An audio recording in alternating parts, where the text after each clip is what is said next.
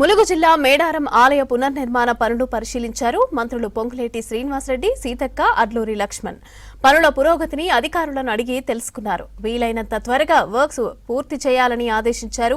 ప్రజాపాలనలో అన్ని వర్గాల వారికి న్యాయం జరిగేలాగా ప్రభుత్వం నిర్ణయం తీసుకుంటుందని అన్నారు మంత్రులు. ఆలయాలకు పూర్వ వైభవం తెచ్చేందుకు సర్కార్ కృషి చేస్తోందన్నారు. ఈ సమ్మక్క సారలమ్మకు సంబంధించిన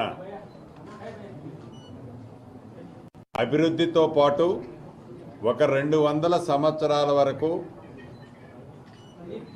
ఈ ప్రాంగణాన్ని ఒక అధునాతనంగా గిరిజన సాంప్రదాయబద్ధంగా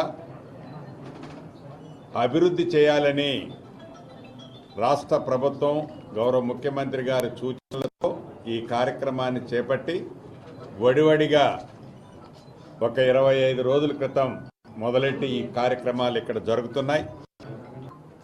ఒరిజినల్గా ఈ మేడారానికి సంబంధించిన మాస్టర్ ప్లాన్ ఫస్ట్లో అనుకోలేదు, కానీ గౌరవ ముఖ్యమంత్రి గారి సూచనలకు అనుగుణంగా మేడారానికి సంబంధించిన మాస్టర్ ప్లాన్లు కూడా పర్ఫెక్ట్గా భవిష్యత్తులో ఒక 200 సంవత్సరాలకు సరిపోయి అన్ని వసతులు, ఇప్పుడు కోట్లాది మంది సుమారు ఈ జాతర జరిగేటప్పుడు ఇక్కడికి 2.5 నుంచి 3 కోట్ల మంది వస్తుంటారు. భవిష్యత్తులో ఇది 10 కోట్ల మంది వచ్చినా కూడా భక్తులకి ఎక్కడా అసౌకర్యం కలగకుండా ఉండే విధంగా ప్రణాళికని సిద్ధం చేసుకునే కార్యక్రమాన్ని కూడా ఈ నెల 22వ తారీఖు తర్వాత చర్చించి ఈ మాస్టర్ ప్లాన్లో ముఖ్యమంత్రి గారి సూచనలను కూడా ఏదన్నా వారు ఇచ్చిన సూచనలు కూడా దీంట్లో ఇన్కార్పొరేట్ చేసి ఫైనల్గా మాస్టర్ ప్లాన్ ప్రణాళికను కూడా రిలీజ్ చేస్తాం. ఏ డిపార్ట్మెంట్స్ ఏ పనులు ఏ టైంలో చేయాలి అని గతంలో మేము ఒక కట్ ఆఫ్ డేట్ పెట్టడం జరిగింది.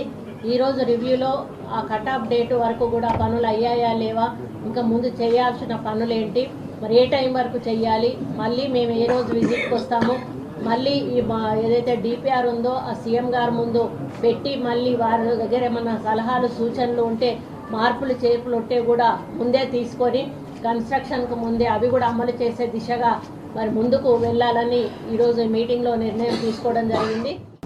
ఆ రోజు ప్రతిపక్ష పార్టీలో అమ్మవారి దగ్గర నుంచి దర్శనం చేసుకొని పాదయాత్రను మొదలుపెట్టి ప్రజల పక్షాన మీ అందరి ఆశీర్వాదంతో ముఖ్యమంత్రిగా బాధ్యతలు తీసుకున్నాక ఈ అమ్మవారు యావత్ భారతదేశంలో ఉన్నటువంటి నలుగురుల కోట్లాది మంది ఆరాధ దేవత, వరదేవత, గిరిజన దైవం. ఆ గిరిజన దగ్గరికి మీ ఊహ చేసినప్పటి నుంచి అమ్మవారి దగ్గరికి సామాన్యమైనటువంటి ఇంటి నుంచి ఈరోజు మన పోయిన సంవత్సరం అమ్మవారి దగ్గరికి వచ్చినప్పుడు ఎమ్మెల్యేగా ఎక్కువగా వచ్చి తల్లికి దండం పెట్టుకుంది. ఈరోజు మంత్రి గారు, రాష్ట్ర క్యాబినెట్ మంత్రి గారు, గిరిజన శాఖ మంత్రిగా రావడం అమ్మవారి దయ.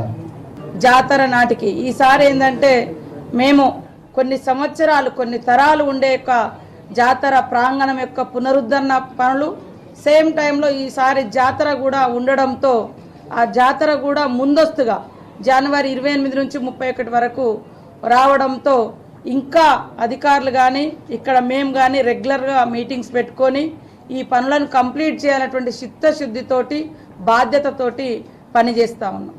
ఈ ప్రాంత బిడ్డలుగా, ఈ ప్రాంత మరి వ్యక్తులుగా, ఆ జాతి బిడ్డలుగా బాధ్యతగా పనిచేస్తున్నాం. ఇది ఏదో అధికారం కోసమో అలంకారం కోసమో కాదు, మా ఆత్మగౌరవం కోసం, మా అస్తిత్వం కోసం, మా భక్తుల యొక్క విశ్వాసాన్ని కాపాడడం కోసం, పెంపొందించడం కోసం, 10 తరాలు ఉంచడం కోసం.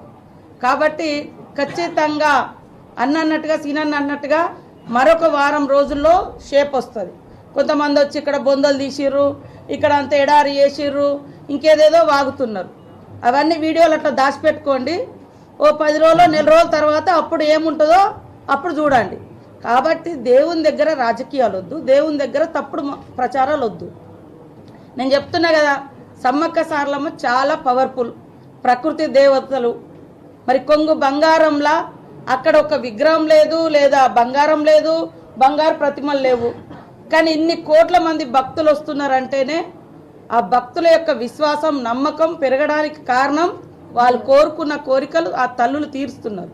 కాబట్టి దయచేసి నేను అందరికి ఒకటే కోరుతున్నాం, మా ముఖ్యమంత్రి రేవంత్ రెడ్డి గారు దాదాపుగా నాకు తెలిసిన నాటి నుంచి మేమిద్దరం ఎమ్మెల్యేలుగా పనిచేసినప్పటి నుంచి ఆయన ఎమ్మెల్యేగా వచ్చిండు, మా అప్పుడు టీడీపీలో ఉన్నప్పుడు వర్కింగ్ ప్రెసిడెంట్గా వచ్చిండు, ఎంపీగా వచ్చిండు, పిసిసి అధ్యక్షుడిగా వచ్చిండు, సీఎంగా వచ్చిండు. ఇట్లా ప్రతి జాతరకు వారు వస్తున్నారు.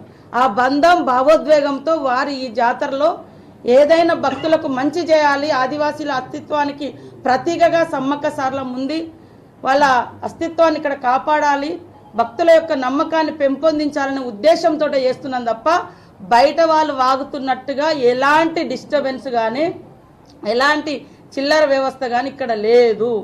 కాబట్టి